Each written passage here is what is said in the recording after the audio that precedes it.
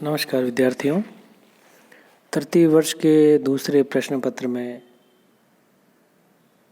जो निबंधों की पुस्तक है उसमें हमने अब तक 3 निबंधों का समीक्षात्मक अध्ययन किया है और उसी क्रम में आज हम मुंशी प्रेमचंद के लिखे हुए साहित्य का उद्देश्य प्रगतिशीलता निबंध की आज हम समीक्षा पढ़ेंगे।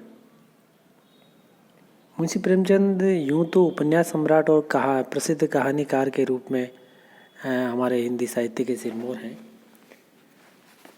इन्होंने उपन्यासों और कहानियों के अलावा निबंध भी लिखे हैं जो साहित्यिक प्रवृत्तियों और साहित्यिक निबंधों के रूप में मौजूद है और कुछ विचार और साहित्य का स्वरूप नाम से इनके 2 निबंध संग्रह प्रकाशित हुए थे और आज हम उन्हीं में से एक निबंध जो हमारे सिलेबस में शामिल है, साहित्य का उद्देश्य प्रगतिशीलता।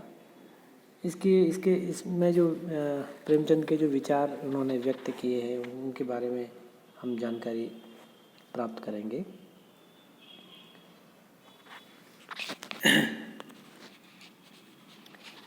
सबसे पहले हम देखते हैं कि प्रेमचंद इस निबंध में प्रगतिशीलता का आशय स्पष्ट करते हैं।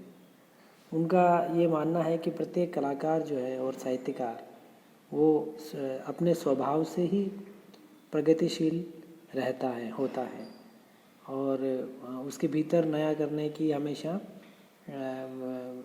व्यवस्थाओं में जो खामियां वह जो देखता है लेखक या साहित्यकार, उसको बदलने की इच्छा वह रखता है।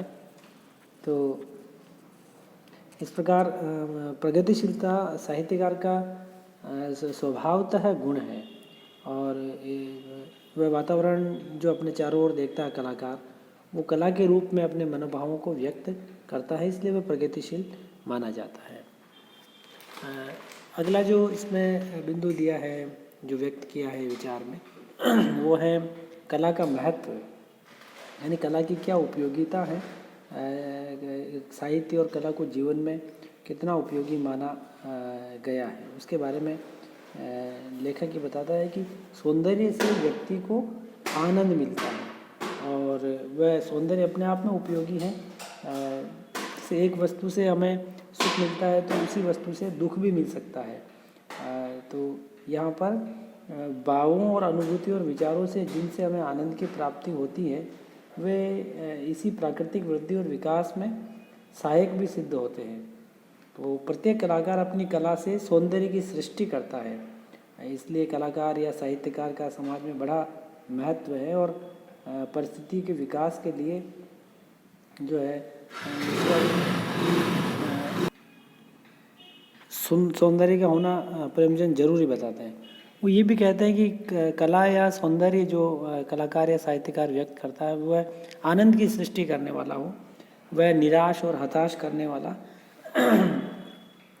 वह कला या साहित्य नहीं होना चाहिए, क्योंकि वह मानव समाज के लिए उपयोगी नहीं हो सकता। और अगले बिंदु में कर्म का संदेश आगे निबंध में ये व्यक्त करते हैं कि जो साहित्य आगे बढ़ने की बात करता है, कर्म करने की या कर्म में रत रहने की बात कहता है, वह साहित्य हमेशा प्रगतिशील उद्देश्य को सार्थक करता है और प्रशंसनीय भी होता है। तो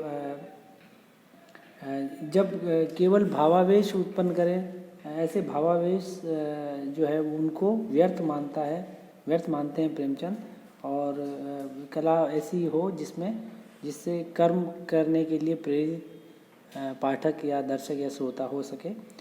तो यहाँ पर कर्म का संदेश मुख्यतः उभर करके आता है।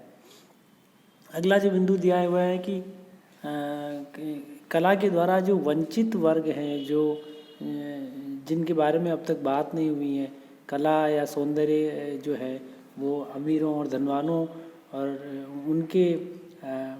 उन पर आधारित होकर के इनकी सृष्टि या उनके लिए की गई थी कला या सौंदर्य की या साहित्य की सृष्टि। परंतु अब यहाँ पर प्रेमचंद यूँ कहते हैं कि सुंदरता की ये जो कसौटी है ये बदलनी चाहिए। यहाँ पर अब बंगलों और महलों की अपेक्षा झोंपड़ों और खंडहरों पर दृष्टिपात करने की आवश्यकता है। तो युग बदल रहा है, इसलिए साहित्य और कला के मापदंड भी बदलने हैं। तो यहाँ पर ये जो कसौटी है वो वंचित वर्ग या जो जिन पर अब तक बात नहीं हुई, कला या साहित्य, उस पर बात करें तो यहाँ पर प्रेमचंद अपने विचार इस तरह से बताते हैं। आगे बताते हैं इस निबंध में कि मानवीय मूल्यों के जो आदर्श हैं, यानी साहित्य के जो आदर्श होने चाहिए वे नैतिक और धार्मिक के साथ मानवीय मूल्यों पर आधारित हो। महात्मा बुद्ध, हजरत ईसा, मोहम्मद आदि सभी पैगंबरों और धर्म प्रवर्तकों ने नीति की नींव पर समता की इमारत खड़ी करनी चाहिए, पर किसी को सफलता न मिली और छोटे बड़े का भेद जिस निष्ठुर रूप में प्रकट हो रहा है वह शायद कभी नहीं हुआ। तो ये विचार यहाँ पर प्रेमचंद इस निबंध में व्यक्त करते हैं। तो यहाँ पर प्रत्येक व्यक्ति जो है अच्छा आचरण की आशा रखता है, उसे स्वयं भी अच्छा आचरण करना चाहिए। तो एक शिक्षा, ये जो कला है, कलाकार, साहित्यकार, ये उसका भी यही आदर्श होना चाहिए, ताकि समाज में ये आदर्श, ये मूल्य, ये मानवीय मूल्यों का प्रसार हो। तो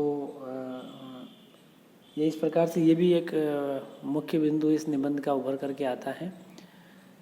आगे ये प्रेमचंद व्यक्त करते हैं कि साहित्य और कला का जो दायरा है वो विस्तृत होना चाहिए, उसका रूप जो है संकुचित नहीं होना चाहिए। इस संबंध में प्रेमचंद ने पुराने समय की ओर संकेत करके कहा कि पहले साहित्य को कला के नाम से जाना जाता था, परंतु उस समय कला का रूप जो है वो संकुचित होता था। उसमें जीवन के उच्च आदर्शों के लिए कोई स्थान नहीं था। तो साहित्यकार की सबसे ऊंची कल्पनाएं जो है भक्ति, वैराग्य, अध्यात्म इस तरह की थी। तो अब जो है वो जीवन संग्राम, जीवन से सीधा जुड़े साहित्य और कला, और जिस तरह से आम आदमी अपना जीवन जिस तरह से जी रहा है, उसको साहित्य और कला अपने इसमें सौंदर्य में स्थान दे। तो इस तरह अतीत और वर्तमान की तुलना भी यहाँ पर प्रेमचंद ने इस निबंध में की है। अपने साहित्य और कला के बदलते हुए रूप को, सौंदर्य को जो विस्तृत होता जा रहा है, आम जन तक पहुँच रहा है। सौंदर्य की व्यापक दृष्टि हो जाने से कला किसी वर्ग विशेष तक ही सीमित नहीं रहेगी, ये प्रेमचंद कहते हैं। वह किसी बाग की चार दीवारी में कैद नहीं रहेगी और मनुष्यता का विरोध नहीं करेगी। इसलिए कला और साहित्य के संकुचित रूप का परिष्कार करना आवश्यक है। आगे इस निबंध में साहित्यकार और समाज का जो संबंध है उसके बारे में प्रेमचंद लिखते हैं कि साहित्यकार समाज में रहता है, उसे समाज से शिक्षा और मानसिक शक्तियाँ मिलती है। इस कारण समाज के प्रति भी उसकी बहुत बड़ी जिम्मेदारी है। तो श्रेष्ठ साहित्यकार जो है वो उसका लक्ष्य स्वार्थ नहीं होता, परमार्थ होता है, और निजी लाभ प्राप्त करना भी उसका उद्देश्य बिल्कुल भी नहीं होता। तो और समाज को साहित्यकार की भावनाओं का आदर करना चाहिए, और साहित्यकार जो है वो सेवा का आदर्श समाज के सामने रखे और निरंतर साहित्य सृजन करता हुआ अपने ज्ञान भंडार में विस्तार करे। तो ये साहित्यकार और समाज का आपसी संबंध भी इस निबंध में उभर करके आया है। साहित्यकार का जो आदर्श है वो इसमें प्रेमचंद बताते हैं कि वर्तमान में साहित्य की प्रवृत्ति जो है वो एक व्यक्तिवाद तक न रह करके सामाजिक भावभूमि पर आ गई है, और इस कारण अब साहित्यकार को सारा समाज एक अंग के रूप में दिखाई देता है। वह समाज के अस्तित्व के साथ अपने अस्तित्व को कायम रखना चाहता है और समाज से अलग होकर स्वयं को मूल्यहीन मानता है। तो इस प्रकार वर्तमान काल में साहित्यकार के सामने सामाजिक चेतना का आदर्श जो है वो प्रमुख रूप से आ गया है। यह आदर्श बहुत महत्वपूर्ण है कि समाज के प्रति उसकी जिम्मेदारी और समाज के दुख दर्द पीड़ा और समाज की जो यथार्थ परक स्थिति है उसको प्रकाश में लाना, ये उसका आदर्श, साहित्यकार का आदर्श कहा है।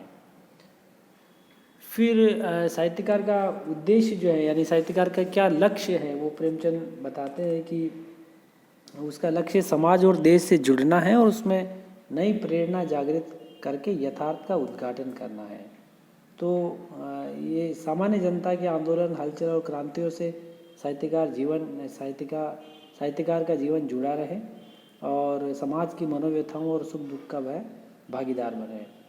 तो ये वही सच्चा साहित्यकार होता है। तो यहाँ पर साहित्यकार का जो लक्ष्य है, उद्देश्य है, उसको भी स्पष्ट करते हैं प्रेमचंद।